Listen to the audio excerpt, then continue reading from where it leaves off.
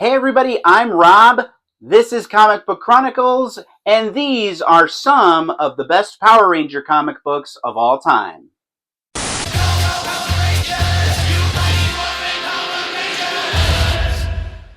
Yeah, this is the first of a new segment I'm going to be doing, covering the best Power Ranger comic books that have ever been done.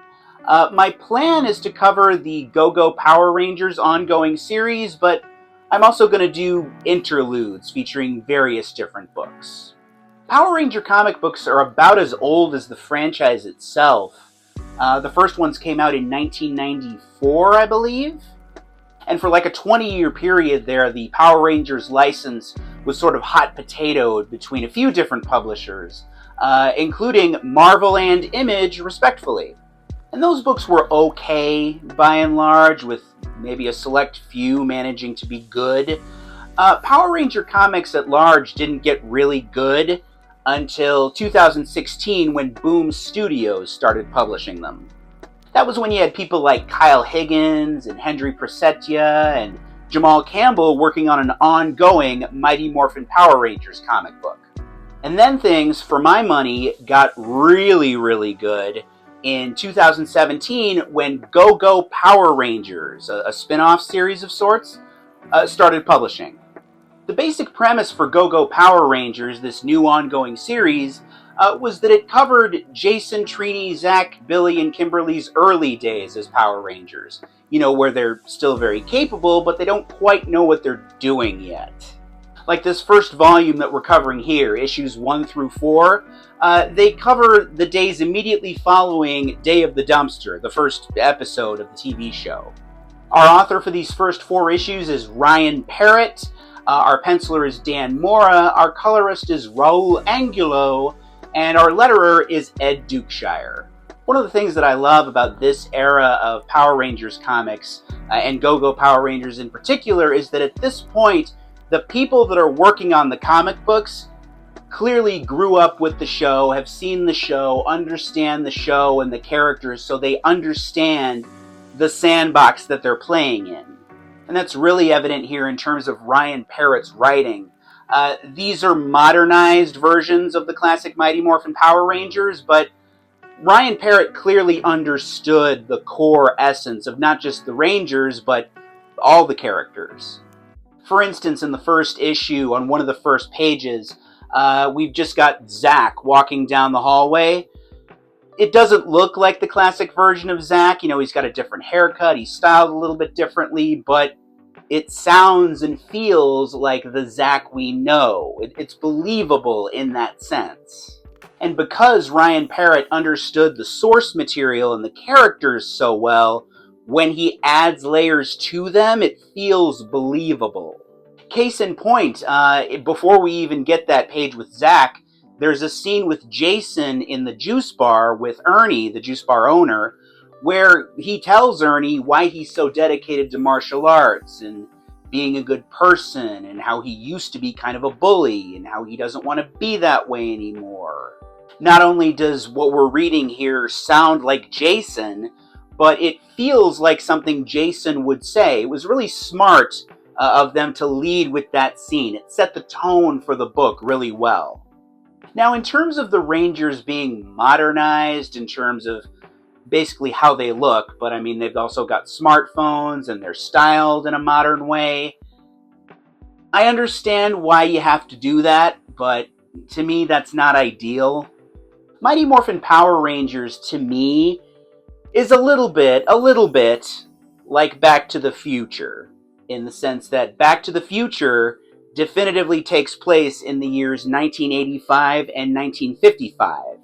And if you move the story around to different eras, you know, the core essence might still be intact, but the texture of various things changes dramatically. What I'm saying is that Kimberly isn't quite the same if she's not that 90s Valley girl in the beginning. Zach isn't quite the same if he doesn't have like the flat top and the 90s slang. Again, I understand why you have to do it. It's just not ideal as far as I'm concerned. One thing I really appreciated in these first 4 issues is that there are very few scenes where the Rangers use smartphones. There may only be one, actually. In my little headcanon, that's just wrong. It doesn't work. It'd be like Greg Brady playing Xbox or something. From an artistic standpoint, before Dan Mora was working on Justice League and Superman, he was working on Power Rangers, and he and colorist Raul Angelo are as good a team to ever work on this license. I really mean that. There might be artists and colorists that are as good as them, but there's nobody that's ever been better than them. And that's evident in a lot of different areas. The bad guys, for instance, actually look intimidating to a certain extent and not just silly, like the silhouette of Rita Repulsa looks menacing. They are fantastic at drawing the original Megazord. It almost has like a regal, royal look and feel to it, which lines up with the original Sentai because I think the Megazord in Zyuranger, the show that Power Rangers was based on, was like a god or something. And I mean, look at this. This is my favorite page in all 4 issues. Just the Megazord full profile with various different parts. It looks like it's being assembled. It's magnificent. Go-Go Power Rangers also introduces us to the character of Matt. Matt was kind of like the Ahsoka Tano of Power Rangers comics. He's that unknown element introduced into a story where you already know how things are going to go and how they're going to end. We know the story, but we don't know what's going to happen to Matt. Matt in these early issues is Kimberly's boyfriend. And I'll say this much, they do a good job of making him likable. Like, it would have been really easy for him to be grating and annoying, but he manages to be endearing. In issue 3, we also established that Billy, the Blue Ranger, and Skull, one of the comedic bully characters, were childhood friends that drifted apart as they grew older.